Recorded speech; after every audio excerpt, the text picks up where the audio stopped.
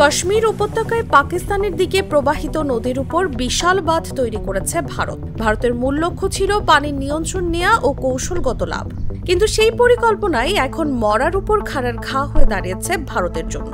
কাশ্মীর অঞ্চলে নির্মীয়মান বাঁধ ঘিরে শুরু হয়েছে ভূ রাজনৈতিক উত্তেজনা। প্রতিবেশী পাকিস্তান যেমন এর তীব্র বিরোধিতা জানিয়েছে, তেমনি এবার মুখ খুলেছে চীনও। চীন সরাসরি হুঁশিয়ারি দিয়ে বলেছে, এই অঞ্চলের পরিবেশ ও রাজনৈতিক ভারসাম্য বিঘ্নিত হলে এর দায়ভার ভারতকেই নিতে হবে। বিশ্লেষকদের মতে, চীনের এই হুঁশিয়ারি কেবল পরিবেশগত নয়, বরং কূটনৈতিক চাপেরই অংশ।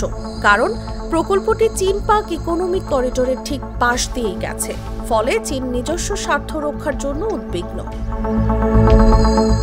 শুধু তাই নয়, পাকিস্তানও বিষয়টিকে আন্তর্জাতিক আদালতে তোলার হুমকি দিয়েছে। ইসলামাবাদের অভিযোগ, ভারতের বাঁধ নির্মাণ লঙ্ঘন করছে ইন্দাস ওয়াটার ট্রিটিকে। ইতোমধ্যেই সিন্ধু অঞ্চলে জলাভাবের সংকেত দেখা দিয়েছে। বাঁধের নিচে চাপা পড়েছে কঙ্গনা রানাওয়াত। নিজের এক টুইটে তিনি লেখেন, পাকিস্তান ও চীনের কান্না শুনেই বোঝা যায় আমরা ঠিক কাজই করেছি। ভারত জিতছে, ওরা কাঁদছে। তার এমন মন্তব্যকে ঘিরেই শুরু হয় তীব্র বিতর্ক।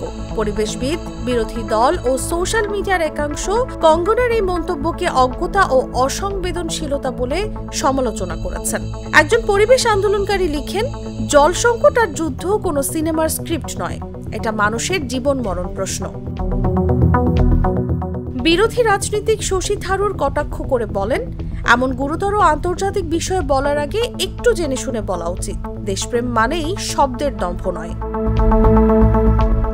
ভারতীয় ভূ রাজনৈতিক বিশ্লেষকরা বলছেন, পাকিস্তানের পানি আটকে দিয়ে ভারত সাময়িক কৌশলগত লাভ পেলেও এর ফলাফল হতে পারে অনেক বেশি ভয়ানক।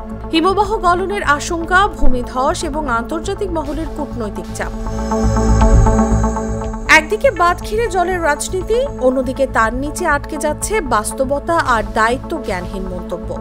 প্রশ্ন উঠছে, ভারতের এই পদক্ষেপ কি জাতীয় স্বার্থে ঠিক, নাকি তা পরিণত হতে চলেছে এক বহুমাত্রিক সংকটে?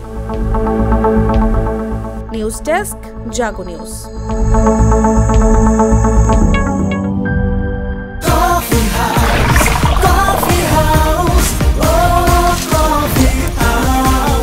কফি হাউস, প্রতি চুমুকে আড্ডা জমে।